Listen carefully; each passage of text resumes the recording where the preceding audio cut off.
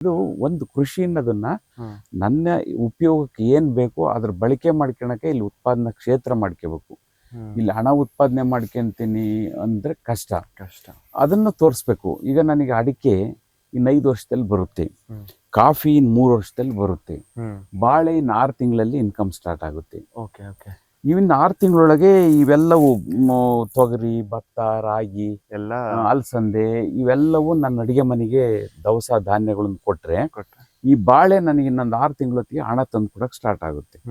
ಅದು ನಿರಂತರವಾಗಿ ಅಡಿಕೆ ಮತ್ತು ಕಾಫಿ ಬರೋ ತನಕ ಬಾಳೆ ನಿರಂತರವಾಗಿ ಹಣ ಕೊಡ್ತಾ ಇರುತ್ತೆ. ಇದು ಯಾವಾಗ ಹಣ ಕೊಡಕ್ಕೆ ಸ್ಟಾರ್ಟ್ ಆಯ್ತು ಇದನ್ನ ತೆಗೆದ್ರೆ ಕಾಫಿಗೆ ಡಿಸ್ಟರ್ಬ್ ಆಗೋದು ತಪ್ಪುತ್ತೆ. ಆಗ ಕಾಫಿ ಉತ್ಪಾದನೆ ಜಾಸ್ತಿ ಆಗ್ತಾ ಹೋಗುತ್ತೆ. ಅವಾಗ ನನಗೆ ಕಾಫಿ ಮತ್ತು ಅಡಿಕೆ ಉತ್ಪಾದನೆ ಪರ್ಮನೆಂಟ್ ಸೋರ್ಸು. ಇವೆಲ್ಲವೂ ಸಣ್ಣ ಸಣ್ಣ ಉತ್ಪಾದನೆಗಳು ಏನಿದೆ ಇದೆಲ್ಲ ಟೆಂಪ್ರವರಿ ಸೋರ್ಸ್. ಅದು ಸೆಲ್ಫ್ ಸಸ್ಟೈನೆನ್ಸ್. ಹೌದೌದು.